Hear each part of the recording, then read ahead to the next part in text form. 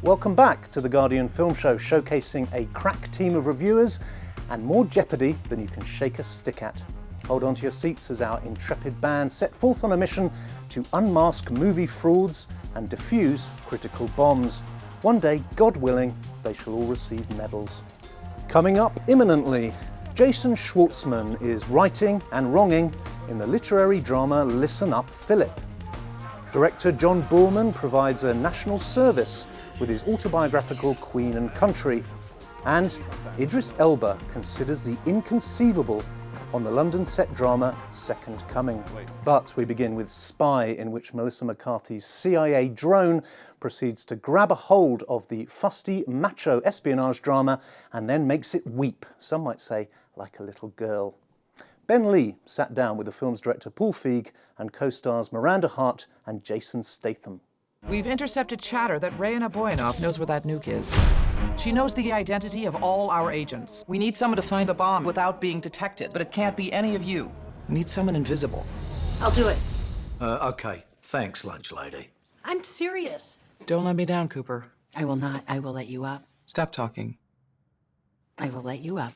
Bridesmaids sort of showed people that movies starring a lot of women, funny women, could make money, but then, you know, I think it's easy for a while to go like, well, maybe it was just a fluke. I don't know. It throws me that they're slow on the uptake. I mean, you know, again, it's been proven. Look, Pitch Perfect 2 just made $1 billion. So I just hope we can kind of end the debate and everything and just have more projects. I would hate to say that the industry was sexist, because that's my sort of big fear about it. So I hope not. I don't know. I think there's a lot of people that aren't thinking and generating the right women for the right characters to front shows like Paul Feig does. You got this, Susan. You're a warrior. You're a weapon. Hey, there's no sweat. Looks like you're sweating to me. Jesus! What are you doing in my room? Well, how did I get into this shitbox hotel room? Because I'm a real spy. I thought you quit. We have to stop the sale of a nuclear bomb. And they send in someone who looks like Santa Claus's fucking wife. Did you forget? I am undercover. He told me he wanted to make this like a credible action film and he wanted me to be in it. And I said, well, I'm not a comedian. I don't know what I'm going to do. And he said, don't try and be funny. I'm going to leave that to me. So I kind of thought, you know, if you're going to jump in with anybody, you may as well you do it with the people that know what they're doing. And I think he's probably the Scorsese of comedy movies. You know, Paul Feig does it better than anybody.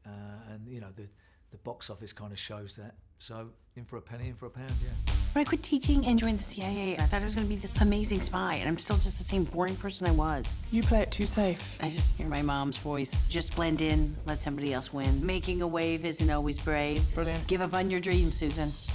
Just to write that in my lunchbox. I'm joined by Peter Bradshaw and Ben Lee. Peter, this team has given us Bridesmaids, which was funny, and The Heat, which was funny. Please tell me this isn't a case of third time unfunny.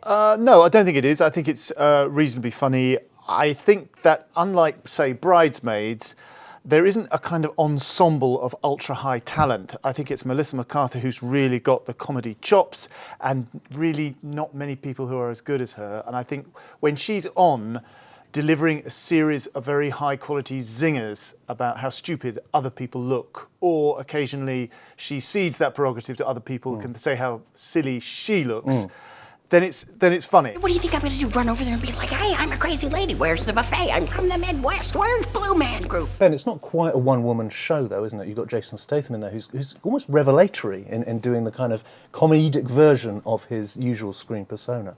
Yeah, he's a real surprise. He kind of plays a parody of the characters we've seen him play before. I can't think of any comedy I've really seen him in, yet there's always been kind of a comic undercurrent to some of the roles he's done, especially in Crank and kind of the silly transporter stuff. But he really kind of pulls it out of the bag with this. He has this, both him and McCarthy have this really great way of kind of almost improvising or feeling as if they are improvising when they kind of come up with these ridiculous kind of statements or things that he's done or insults she's got for him. And he's always boasting about his past prowess. He said that he once impersonated Barack Obama. I think he pulled off his arm came off and then he sewed it back on.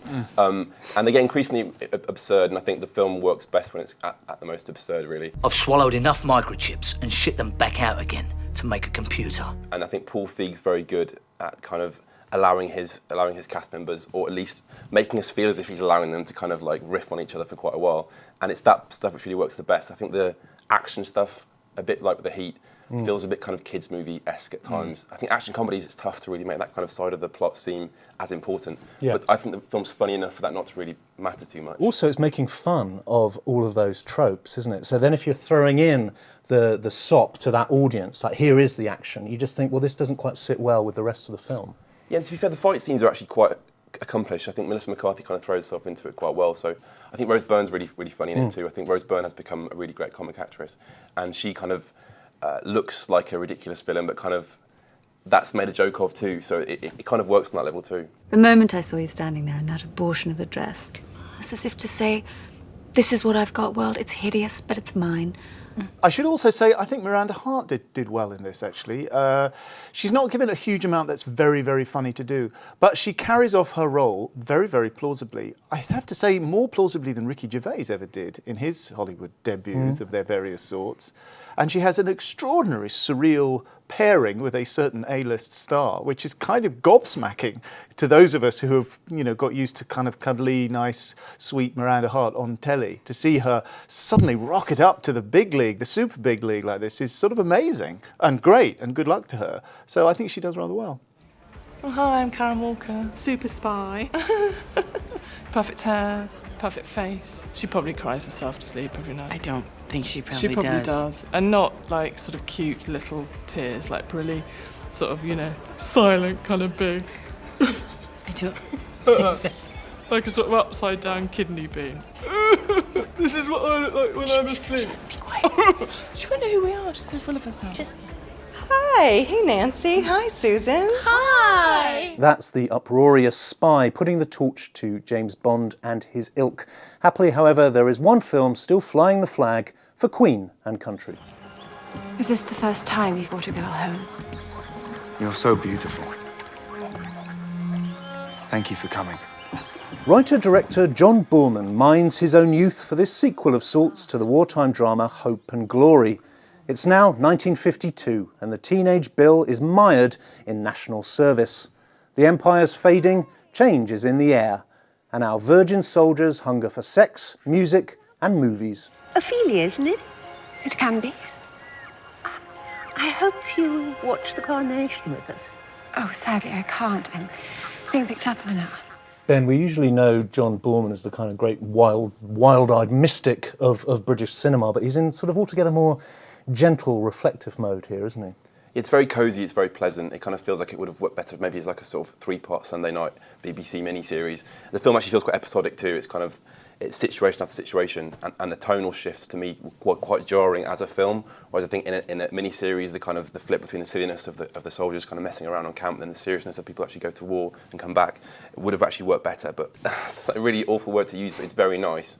It's done very pleasantly. It's entertaining in a way, but it feels like it's a difficult film to really sell, which is why this picture and the poster shows a brother and sister embracing as if it's a wartime romance. But other than that, it's kind of hard to define, really. So you live here?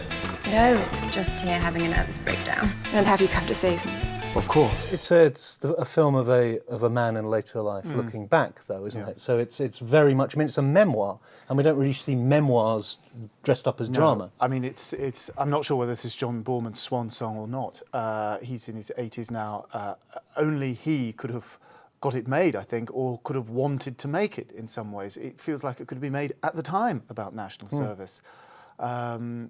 It's as Ben says, it's strange, it's gentle and sweet, and yet it has this undertone of darkness and unhappiness. And I think it's quite good at getting across the idea that national service was sheer bloody hell. And pointless. And pointless and horrible, and reinforced deference to one's superiors in peacetime in a way that a new generation was starting to resent. And all that comes across. I always remember David Lodge's novel about national service called Ginger Your Balmy, when he said that national service felt like a punishment for a crime you can't remember committing. And that really comes across in this film. But how are you going to convince modern audiences, cinema audiences, to care very much about national service? I mean, national service soldiers could and did get sent abroad to kill and die for their country. it wasn't just a matter of square bashing. Well, there's the threat of Korea looming in the wings. People really all the did time. get sent to Korea in the 50s. After World War II, they really did get sent to kill and be killed in Korea. Now, that would have been more interesting to talk about, really, because it's almost like Carry On Sergeant, like the first Carry On film. It's like, Kenneth Connor and Sid James and all these kind of gallery of wacky people who've really got not much to do except to nurse sort of grudges and resentments and little scams and skives that they've got going on. We're talking maybe 20 student nurses varying states of undress. Wow. Excuse me, I saw you at the concert. So you live here? No, just here having a nervous breakdown. And have you come to save me? Of course. I am going for a swim. Come on, boys! John Boorman's portrait of the artist as a callow young soldier. We now turn our attention to Second Coming, in which Idris Elba and Nadine Marshall play a married couple preparing for an unexpected arrival. And hallelujah, it might just be Jesus. You've been through what you've been through. We've been through this before. Yeah, 3 times before, 4. I know. 4 times. 4 times before. You understand? Idris Elba is Mark, a railway maintenance man who works the tracks outside London and hasn't slept with his wife in months. So how come she's pregnant? And just who is the father? Mark's a contemporary Joseph, and he's in dire need of wise men to come and clean up the mystery. She's afraid, she's nervous. And what? I ain't.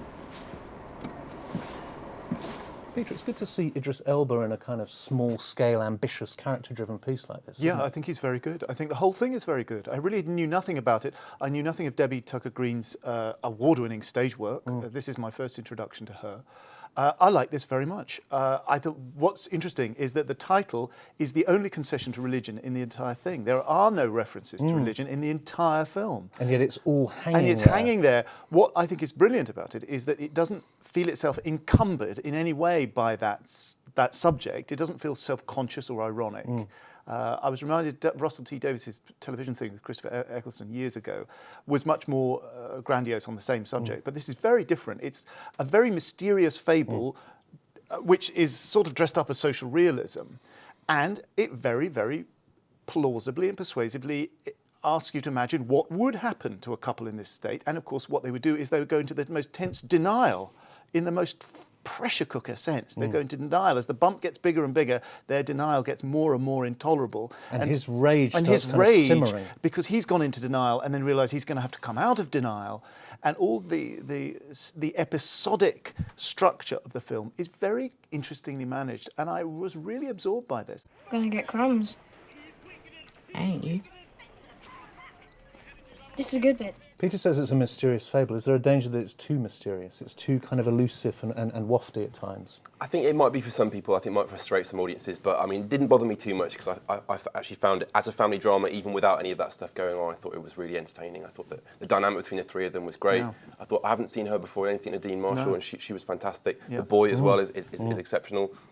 And also, it's really great to see a film about a black middle-class family in London that isn't about crime and drugs. Yeah. Or race, even. Yeah, really. race, yeah, exactly. Yeah. So I can't think of the last time I've seen that on the big screen, at least. So that's really great to see. I think at the end, there's nowhere to really go with it, and it's not going to provide any real answers. So it's going to frustrate some audiences, and there's a very cheesy final shot. But yeah, as a sort of mood piece in a way, but it's more naturalistic than that as well. So it kind of manages to have that kind of mysterious mood, but also the scenes between the family are all really believable. That so I think it kind of works on both ways. Don't be crumbing up the bed. Ain't you?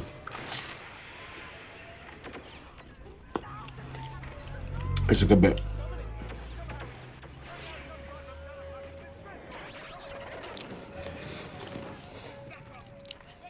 What? It's also sort of implicitly just a film about the sort of madness and terror of pregnancy, and particularly kind of late pregnancy, isn't it? It could very easily be read as that. I think you are subtracting quite a lot of the flavour if you read it solely in that secular sense. But in a way, the secularity is what gives its meta-textual level, its tang and its meaning. The only kind of visionary aspect of it are these bad dreams, stroke reveries, stroke hallucinations she has of standing in her bathroom with water starting to drop on her head. And again, that's really interesting managed, because at the first time you see it, you think, have they got a leak in the bathroom? Because it doesn't look very bizarre at first. And then Green ramps up the extremity of it.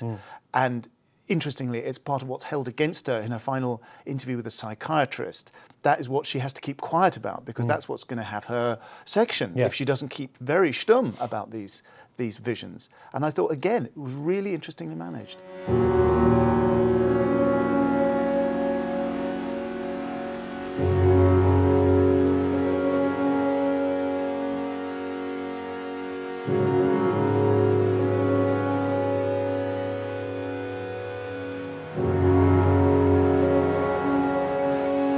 Do you still think you're giving birth to the second coming?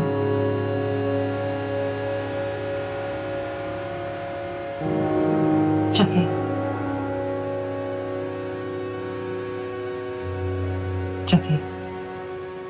The star of Bethlehem swings over South London, possibly in Second Coming. In the meantime, we're swinging towards our final film of the week. It's called Listen Up, Philip, and it stars Jason Schwartzman as a hot-tempered, self-obsessed writer. Brilliant on the page, utterly insufferable in person. A bit like Peter. Anyway, let's take a look. Is that the new book? Yeah, things are gonna be pretty crazy for me after the release. Los Angeles in January, San Francisco, and the whole West Coast thing, really. I'm told to expect big things out there. You sound like you're bragging. That's because I am bragging. Philip Lewis Friedman is a literary lion at large in New York. He's young, gifted and lauded, but it's not enough. It's never enough. And so he takes off for the country to rediscover his muse. How will his nearest and dearest manage now that the great writer has gone? I feel him weighing on me more in his absence than I did when he was around. Where is he? He's just gone. You are selfish and unsentimental. You say that like it's a bad thing. On the contrary. Ben, it strikes me he's not the most likeable character. Is that a problem for you? Initially, no. I think I'm really sort of impressed when writers are daring enough to create a central character who is as deeply unlikable as him. He kind of reminds me of sort of Noah Baumbach's characters, a bit like Ben Stiller in Greenberg and Jeff Daniels in Squid in the Whale and Nicole Kidman in Margot at the Wedding. And for the first 30 or 40 minutes, I was really kind of fascinated by how deeply unlikable he was. I mean, he's such a prick, and they're so unafraid of sort of how awful he is. There's no attempt to soften him. But after a while, that kind of his character becomes kind of boorish, in a way that maybe is deliberate, but I think it becomes a character who doesn't really have much to do other than just be awful. And so it kind of wears on you a bit, not because he's so awful, but because there's not really much to him.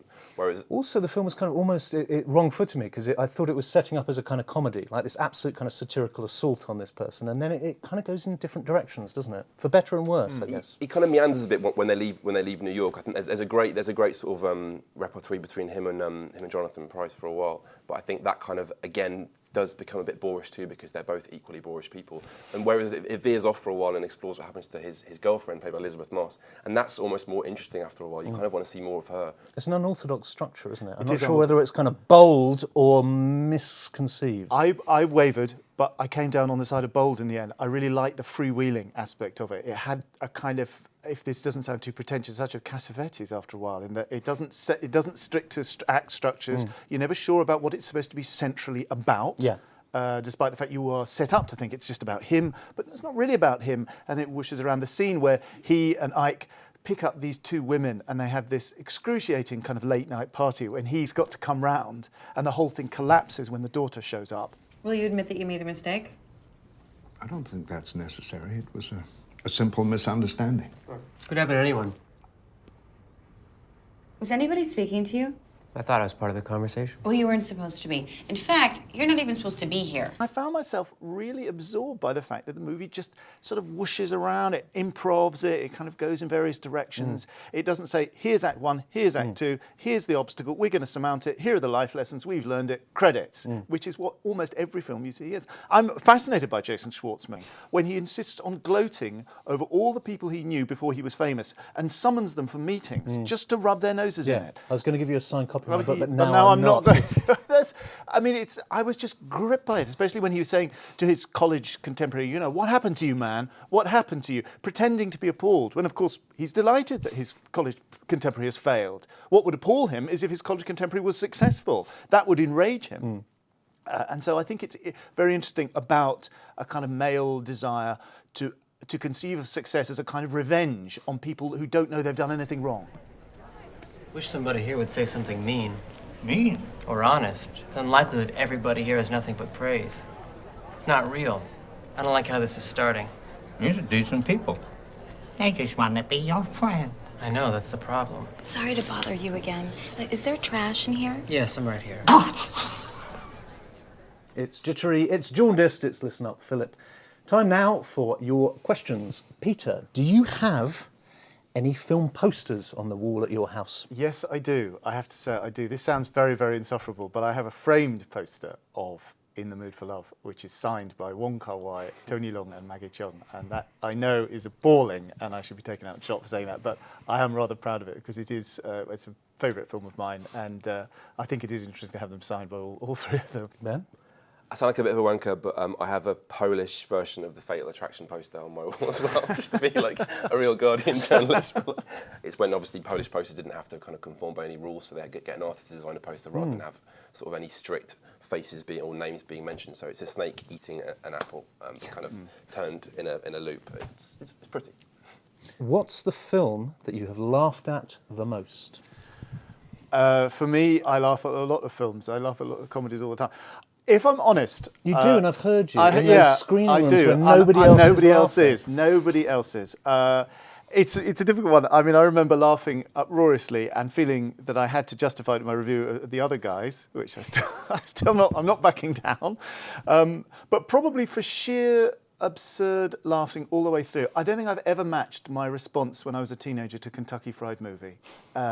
Laughing with a sense of guilt and pleasure and also defiance at all my elders and betters who told me never to watch this film and that I would my soul would be in a terrible, immortal perdition if I did. Ben, what do you reckon? It kind of changes with age, really. I think when I was younger, the film that made me laugh the most was The War of the Roses. My parents were divorced at a young age. Maybe I was like a bit of a fuck up. It's a form of therapy. Yeah, maybe. My parents used to hate me watching it, I think, because they thought that's what divorce was like. But when I was and then a you kid, put Kramer versus Kramer on and and I laughed found at that hilarious. that. Yeah, divorce. I'm not crying. So that was the film as a kid, and then I think as a teenager, I think the South Park movie, as puerile as it is, the first time I saw it, I laughed. Same with Team America as well. That's still a hilarious film. Team America. And then more recently, the past few years, I did laugh consistently, pretty much through Bridesmaids as well. Again, I think those are quite relative to my age at the time, I guess. And sad to say, we are now out of time, which inevitably means that the laughter stops here. My thanks to Peter and to Ben. Thanks to you for watching. Please join us next week for more galumphing comedy pratfalls at what critics are calling the Guardian Film Show.